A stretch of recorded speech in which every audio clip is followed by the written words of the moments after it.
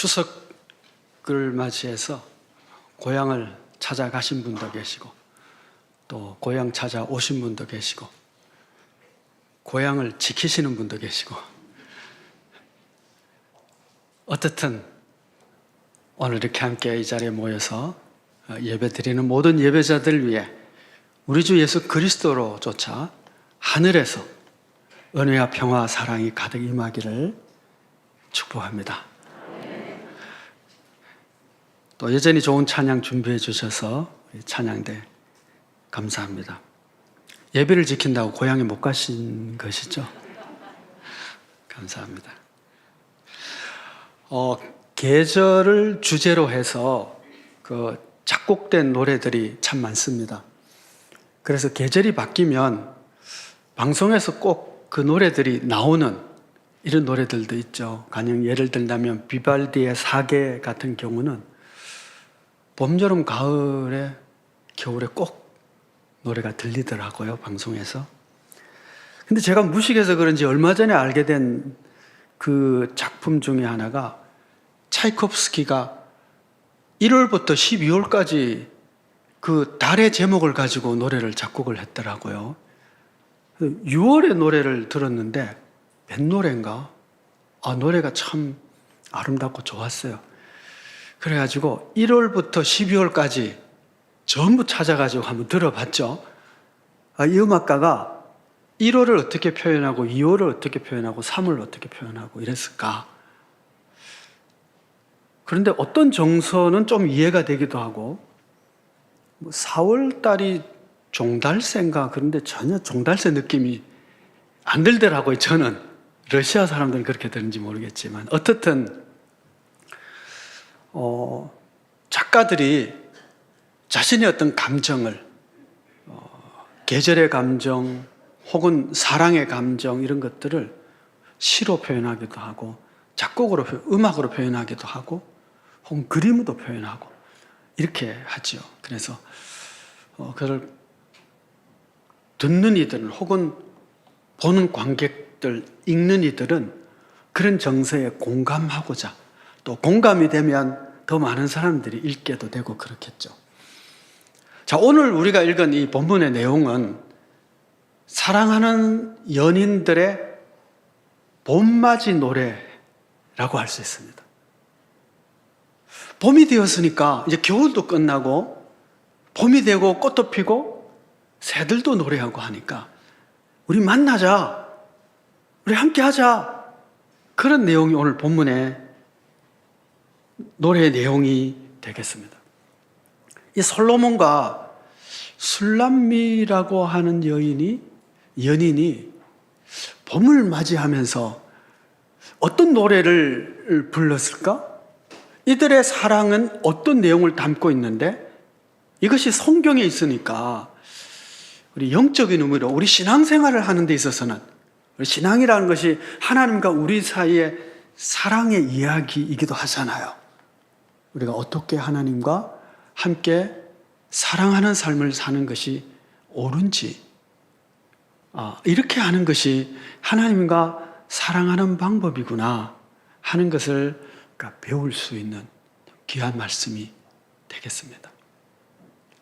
그러면 이 솔로몬과 술람미의 봄노래, 사랑의 봄노래, 봄의 사랑노래, 어떻든 이 사랑노래는 어떻게 시작하고 있을까요?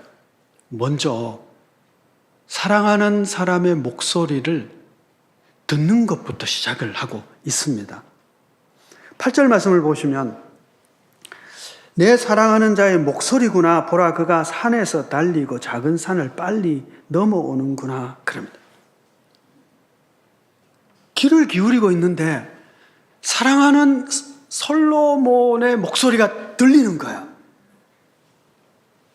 들리니까 이거 어디서 들리지? 하고 딱 쳐다보는 거예요. 쳐다봤더니 사랑하는 자가 산을 넘고 작은 산을 뛰어넘어 막 달려오는 거예요. 여러분 가슴이 뛰고 막 에너지가 발산되며 사랑하는 사람을 막 찾아가는 그런 느낌을 받으셔야 되는데요. 목소리를 듣기 전에는 달려오는 걸 몰랐어요. 그런데 목소리가 들리는구나. 들리는 목소리를 향하여 고개를 딱 들어보니까 사랑하는 사람이 막 달려오고 있는 거예요. 하나님과 우리의 사랑은 이렇게 듣는 것으로부터 시작을 한다고 성경은 여러 곳에서 말씀하고 있습니다. 일반 세상 사람들의 사랑은 듣는 것보다 보는 것이 먼저일 때가 많아요. 그래서 첫눈에 반했다는 둥 이런 얘기 하잖아요. 눈으로 보고 사랑에 빠졌다 그러는데 이 믿음의 세계에 있어서는 거의 듣는 것으로부터 시작이 됩니다. 들음이 발전해서 보는 것으로. 욥 같은 경우는 고난의 세월이 다 끝나고 난 후에 그가 고백하기를 내가 전에는 하나님을 귀로만 들었는데 이제 눈으로 봅니다 그러거든요. 신앙의 차원이 달라진 거예요. 듣는 차원에서 보는 차원으로. 로마서에서는 이렇게 말씀하시죠. 우리의 믿음은 들음에서 나고 들음은 하나님의 말씀으로 말미암느니라. 하나님의 말씀을 들을 때 믿음이 생긴다는 것이거든요. 그런데 여러분 한번 생각해 보세요. 솔로몬이 목소리가 막 이 술람미 여인에게 들렸어요. 그런데 내가 듣고 싶을 때 이렇게 귀를 기울인다고 들리는 거 아니잖아, 그죠? 아마 계속 귀를 쫑긋거리고 있었을 거예요. 날 부르지 않을까? 귀를 열고 있는 동안에 어느 시간인지 약속은 안 했지만 그 시간에 소리가 딱 들리는데 보니까 솔로몬이 달려오고 있는 거죠. 우리 신앙도 참 그런 것 같아요. 우리가 하나님의 음성을 들으려고 귀를 쫑긋거리고 있어야 됩니다. 그런데 언제 들려줄지 몰라요. 아니, 전화하는 것은 내가 듣고 싶어도 통화하고 싶어도 전화를 저쪽에서 걸어줘야 되는데 그거는 님의 마음이지 내 마음 아니거든요. 나는 하나님의 음성을 듣고 싶은데 하나님이 들려주셔야 내가 듣는 거예요. 이걸 계시라고 그럽니다. 내가 언제나 듣고 싶은 것이 아니라 나는 듣고 싶은 마음에 활짝 열려 있을 때 하나님의 때에 우리 귀에 말씀을 들려주시면 그 말씀을 내가 들으면 내 신앙이 달라지는 거. 그때부터 보여요. 하나님의 사랑이 보이고 하나님이 날 사랑하는 증거들이 보이고 하나님이 날 위해서 행하신 일들이 보이고 전에는 보이지 않던 것들이 보이는 거예요. 하나님의 심장 소리와 하나님의 사랑의 음성이 들리고 그리고 나면 하나님의 액션이 보이는 거예요. 그렇네. 하나님 이렇게 하셨구나. 이렇게 행하셨구나. 저렇게 행하셨구나. 감동으로 와닿는 것이죠. 그래서 우리의 신앙이 듣는 것부터 시작이 되는데 들려주시는 분은 하나님이시기 때문에 우리가 듣기를 갈망하며 소망하며 또 갈급해하는 가운데 하나님께서는 하나님 음성을 우리에게 들려주시는 줄 믿습니다. 이사야 50장 4절에서는 이사야가 선지자잖아요. 하나님의 음성을 전하는 자잖아요.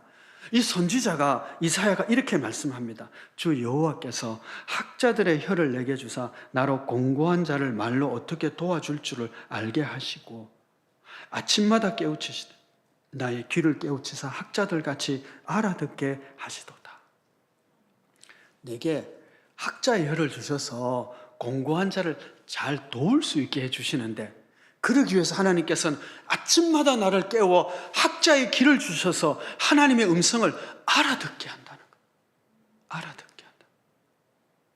여러분 어떠세요? 저는 전문적으로 말씀을 연구하는 세월을 쭉 가졌잖아요. 그런데 지금도 말씀을 읽으면 다시 깨달아지는 부분들이 있거든요. 하나님께서 이래서 이 말씀을 하셨구나. 전에는 몰랐던 부분들이 다시 깨달아지고 깨달음의 깊이가 달라지거든요. 전에도 분명히 들려주셨을 텐데 라고 생각할 수도 있지만 하나님께서 내게 알아들을 수 있는 이 귀의 영역을, 알아들을 수 있는 지식의 영역을 점점 더 풍성하게 깊게 해주시는 것이죠. 그런데 제가 알아들어야, 그리고 공고한 자를 도울 수 있잖아요.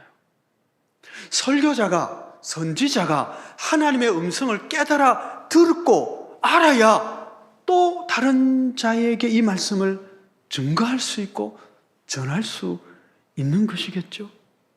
설교자뿐이 아니라 교사, 선생님들, 구역장 권찰님들, 그리고 부모님들, 우리가 부모님들이 자식을 깨우치고 잘 도와줘야 되는데 먼저 하나님의 음성을 듣고 깨달아 내가 살아야 자식도 돕고 남도 돕고 이웃도 도울 수 있는 것이죠. 그리고 내가 갈급해하며 듣기를 힘쓰면, 갈망하면 하나님께서는 두드리는 이마다 열릴 것이고 구하는 이마다 얻을 거라고 할게요. 우리가 갈급해하고 갈망하면 하나님의 음성을 들려주실 줄 믿습니다. 우리가 잘 아는 요한계시록 3장 20절 말씀, 볼지어다 내가 문 밖에 서서 두드리노니 누구든지 내 음성을 듣고 문을 열면 내가 그에게로 들어가 그로 더불어 먹고 그는 나로 더불어 먹으리라. 우리가 너무 잘 아는 이 말씀을 불신자들에게 전도할 때 예수 그리스도 영접하시면 당신 구원받습니다, 그렇게 인용을 하는데, 사실은 이 말씀의 컨텍스트는 그런 게 아니거든요. 물론 그런 때 쓸 수도 있지만 이 말씀이 놓여 있는 장소는 계시록의 7교회 중에 마지막 교회 라오디게아 교회에게 보내는 편지인 거예요. 이 교회가 미지근한 교회예요. 뜨겁지도 않고 차지도 않고 그런 교회에 내가 문 밖에 서서 두드린다는 이야기예요. 저는 이 라오디게아 교회를 생각할 때 이렇게 해석을 해요. 이게 마지막 교회거든요. 7번째 교회. 망하기 직전의 교회, 하나님이 심판하시기 직전의 교회의 모습이 이럴 것이다. 망하는 신앙인들의 모습이 뜨겁지도 않고 차지도 않을 것이다. 왜 그러냐? 주님이 안 계신 거예요. 주님이 문 밖에 계시는 거예요. 주님의 음성을 듣고 영접하면 어떻게 될까요? 라오디게아 교회가 사는 거예요. 이게 뜨겁지도 않고 차지도 않는 주님이 안 계신 이 심령에 하나님의 음성이 들려서 내가 그 음성을 듣고 문을 열면 내가 사는 거예요. 내가 살아. 내가 살아야 이웃을 살릴 수 있겠지요. 문을 두드리는 주님의 음성을 듣는 것부터 우리가 출발하는 거예요. 그리고 들리면, 그리고 그 음성에 따라 내가 문을 열고 혹은 그 음성에 따라 내가 순종하면 그 다음에 뭐예요? 주님의 역사하심이 보이는 거죠. 과거에, 현재에 하나님께서 나를 어떻게 사랑하시고 지켜 보호해 주셨는지 보면 우리의 신앙이 어떻게 될까요? 감동이 있게 되는 거죠. 하나님의 말씀과 그 사랑으로 말미암아 내가 감동을 하게 돼요. 감동하면 감사하고 찬송하고 기뻐하고, 그리고 이 사랑을 전할 수 있게 되거든요. 여러분, 우리가 왜 뜨겁지도 않고 차지도 않을까요? 음성이 안 들리기 때문에. 들려도 안 들려도 뭐 지장 없이 내가 잘 살고 있는데, 그러니까 들려도 못 듣는 거죠. 음성이 안 들려도 잘 살아가는 게 아닙니다. 그거 망하기 직전의 신앙입니다. 우리 신앙이 주님의 음성이 들려지고 그 음성으로 말미암아 감동과 기쁨과 감격이 있는 신앙으로 변화되어지기를 축복합니다. 들려져야 된다. 우리 모두가 갈급해 가하는 가운데 하나님의 음성이 들려지는 은혜가 있기를 축복합니다. 이 술람미에게 솔로몬의 음성이 들렸어요.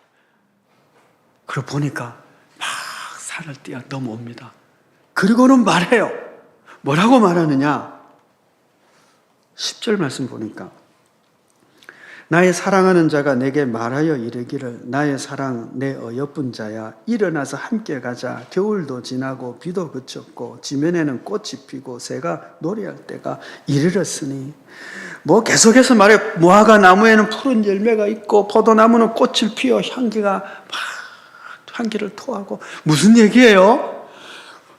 야, 지금 겨울이 지났어. 지금 봄이야. 너무 계절이 좋아. 사랑하기에 너무 좋은 계절이야. 그러니 나와. 우리 함께 가자. 봄맞이 가자. 이제는 사랑의 계절이야. 그 얘기를 하고 있는 거예요. 때가 어떤 때다? 겨울이 지나서 봄이 되었다.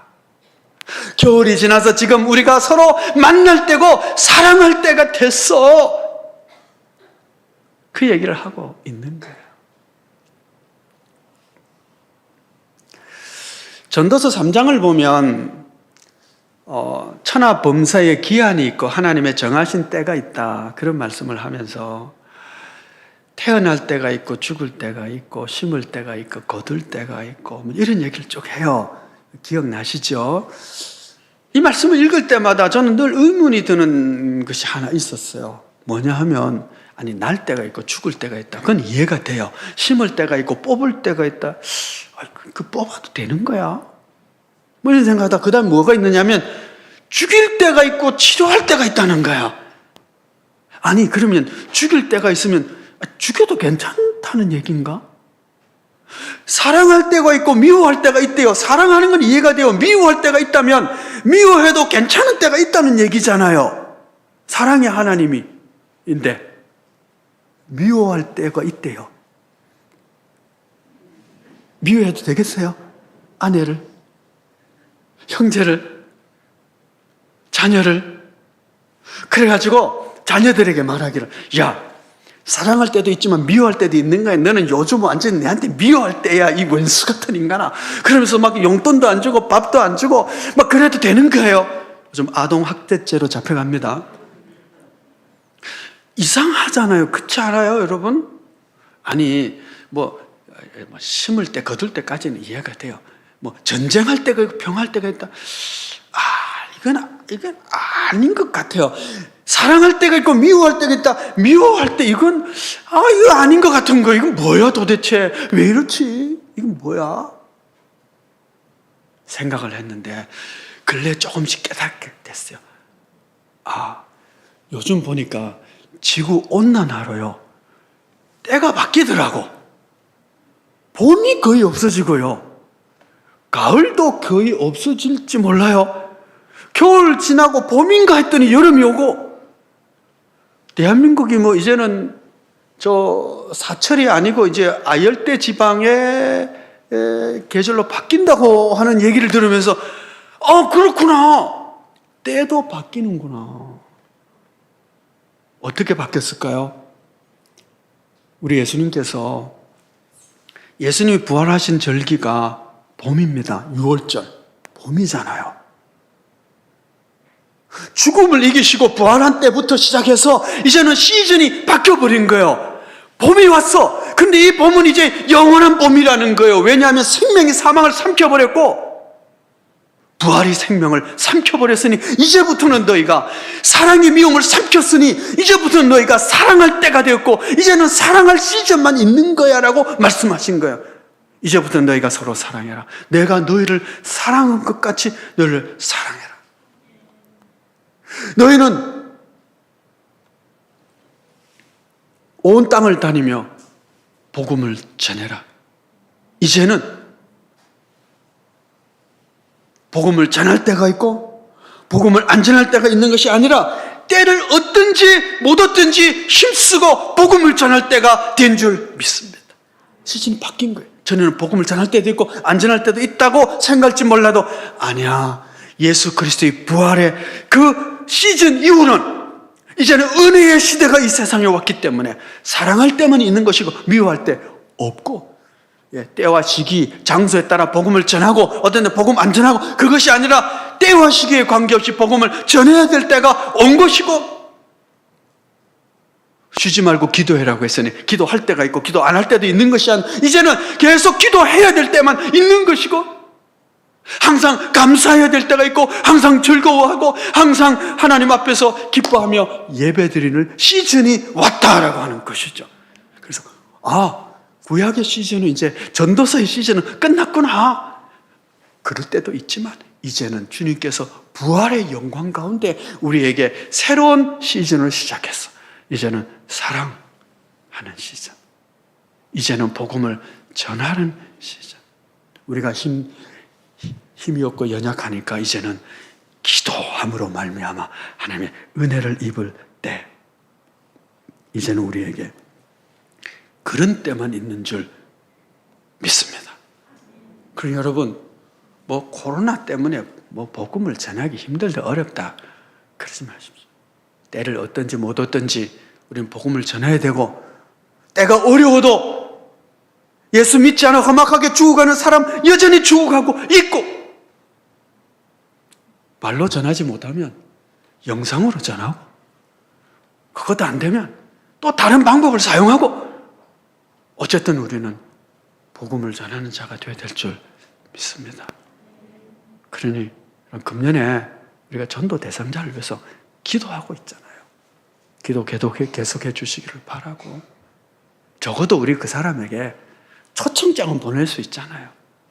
초청장 보내기가 좀 쑥스러우면 오고 안 오고는 그 사람 마음이고요. 우리는 보낼 수는 있는 거잖아요. 예? 그리고 아니면 영상으로 초청장 만들려고 하거든요.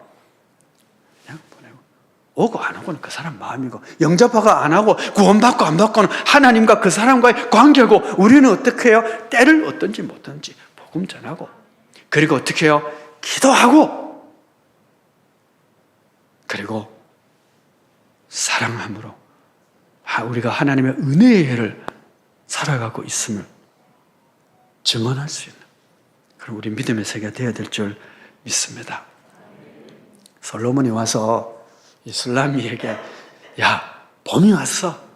그리고 비도 그쳤으니까 이제는 사랑의 봄놀이 하러 가자. 그렇게 말하면서 그 말의 결론이 뭘까요? 목적이 있을 거 아니에요. 그죠? 봄이 맞았으니까 어떻게 하자는 거예요? 찌짐 구워 먹자는 건 아니잖아. 그죠?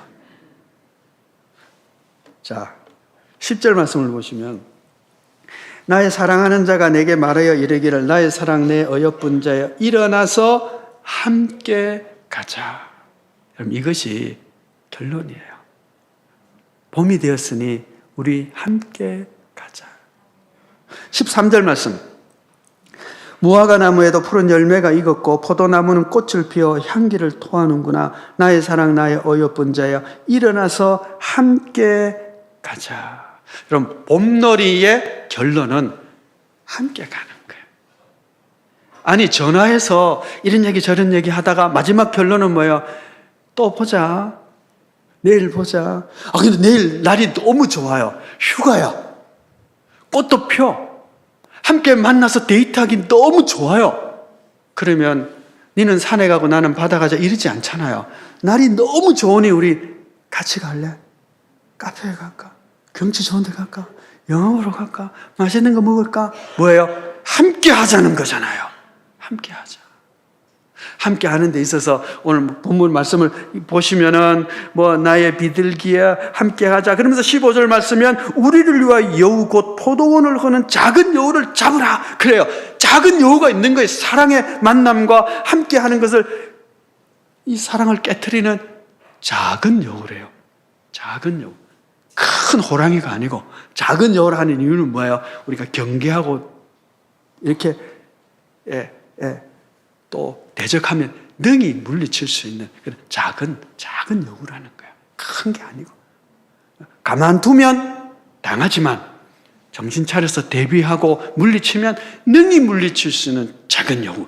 우리 하나님과 우리 사이에도요. 작은 여우가 우리의 하나님과 우리 사랑을 허물려고 이렇게 노리고 있다고요. 그런데 작은 여우랍니다. 우리가 기도하고 정신 차리면 대적하면 능히 물리칠 수 있는 거예요. 어떻게 물리치면 될까요? 그 비결이 그 다음에 또 나와요. 16절 말씀. 내 사랑하는 자는 내게 속하였고 나는 그에게 속하였도다. 여우를 잡는데 어떻게 잡느냐? 너가 내 안에 내가 너 안에 뭐예요? 우리 함께 있으면 된다는 거예요. 사랑의 대적자들이 하나님과 우리 사이의 사랑을 깨뜨리려고 해도 내가 하나님 안에, 그리스도가 내 안에 있는 하나님과 그리스도와 함께하면 능히 이길 수 있다. 물리칠 수 있다는 거예요. 홀로 있을 때 하와가, 아담이 그 범죄하고 망하잖아요.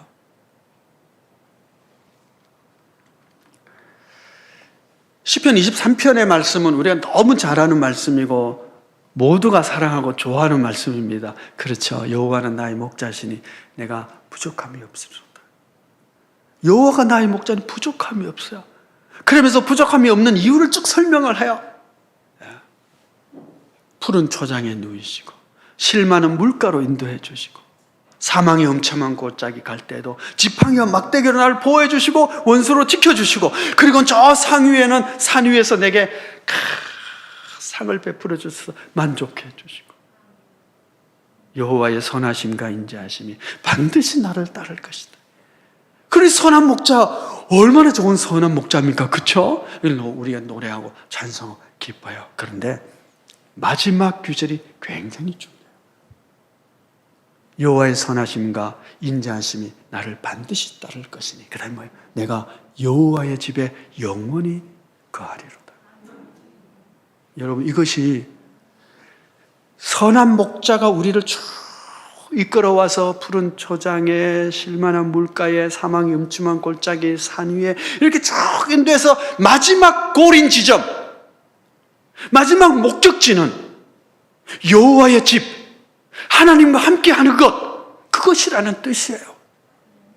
우리 신앙이 하나님의 인도하심을 받아서 쭉 성장하고 갈 거예요. 처음에는 푸른 초장에서 만족해 하다가 그 다음에 사망의 음침한 골짜기 있지만 하나님의 은혜로 능히 파이팅하고 이기고 그리고 산이 올라가고 그렇게 하나님의 인도하심을 따라 내 신앙이 자랄 때 마지막 골인 지점은 뭐냐? 가장 성숙한 자리는 어디냐? 하나님의 임재의 자리인 거예요. 하나님과 함께하는 자리인 거예요. 여러분, 우리가 서로 청춘 남녀가 서로 사랑한다고 합시다. 그 서로 사랑하며 데이트하며 정보를 주고받으며 그러면서 마지막 골인 지점은 뭐예요? 우리 함께 살자. 그게 끝이잖아요. 끝은 아니고 또 함께 계속 살아가는 건데 어쨌든 그것이 중요한 골인 지점이잖아요. 우리의 신앙이 주님과 함께하는 것이 우리의 신앙의 골인 지점이에요. 내 신앙에 자란다고 하는 것이 성장한다는 게 뭐냐? 마지막 점점 성숙해가서 더 성장한 것은 하나님의 임재 안에서 그 임재를 누리며 살아가다가 그 다음에 어떻게 해요? 영원한 임재 안에 저 천국에 들어가는 것. 그것이 우리의 신앙의 프로세스인 거예요. 아직도 신앙이 유치한 자리에 있다는 것은 무슨 뜻이냐? 하나님의 임재보다는 푸른 초장에 쉴만한 평안함 이것만 가지고 그냥 아직 유치한 자리, 아직 초보 자리에 있는 거예요. 거기서 이제 사망의 음침한 골짜기 이렇게 지나면서도 하나님의 지켜주시고 보호하시면 내가 막 체험하는 거예요. 그러면서도 어려움이 있었지만 하나님이 내게 이런 큰 상급을 주시는구나. 그리고 체험하면서 역시 우리 하나님 최고야. 그러죠. 그러면서 잘하는 거예요. 그런데 더 잘한 거는 뭐냐? 하나님의 임재 안에서 사망의 음침한 골짜기 정도가 아니에요. 어디에 있든지 내가 하나님과 함께하고 하나님 나와 함께하는 것 때문에 만족해하고 기뻐하고 하나님의 임재를 누리는 것, 그것이 우리 신앙의 최고의 단계.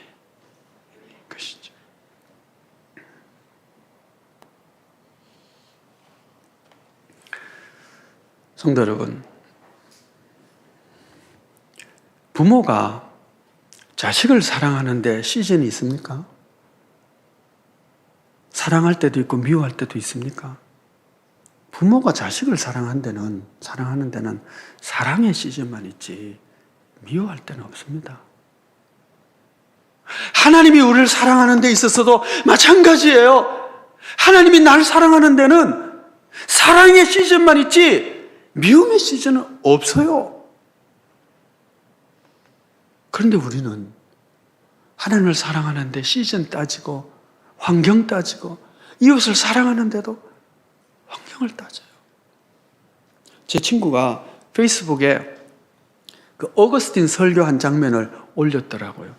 그러면서 어거스틴의 그 설교의 한 구절인데, 겸손하신 머리와 교만한 지체는 어울리지 않는 것이다. 우리 주님은 겸손한데 교만한 지체가 있다면 그건 교회가 아니다. 어거스틴 설교 이야기입니다.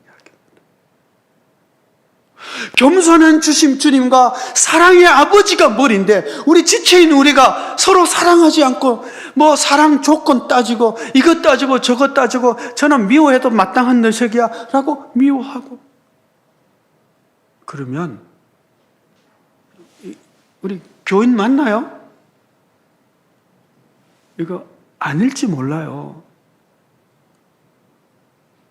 주님은 겸손한데 지체는 교만해서 다 자기 위에는 사람 없는 것처럼 다 그냥, 그러면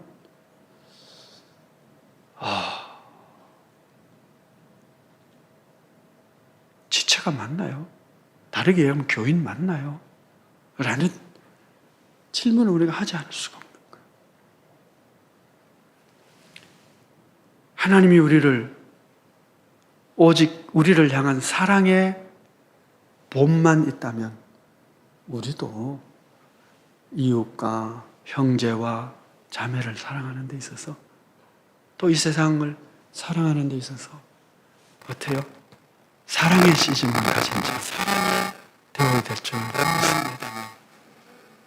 사랑하기 힘써. 그래서 복음을 전하기에 힘써. 항상 기뻐. 시즌, 사랑의 시즌을 가진 자 되어야 될 줄 하나님과 뜻으로 함께 사랑하기 힘써.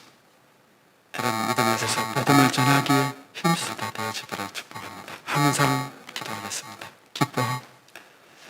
신으로 지나가자 하나님 기도하는 그런 하나님과 더불어 함께 동행하는 그런 믿음의 사람들이 우리 다 되어지기를 축복합니다.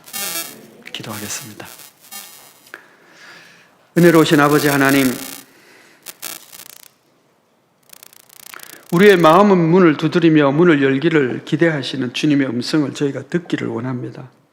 그래서 주님이 내 안에, 내가 주님 안에 있는, 그렇게 주님과 동행하는 깊은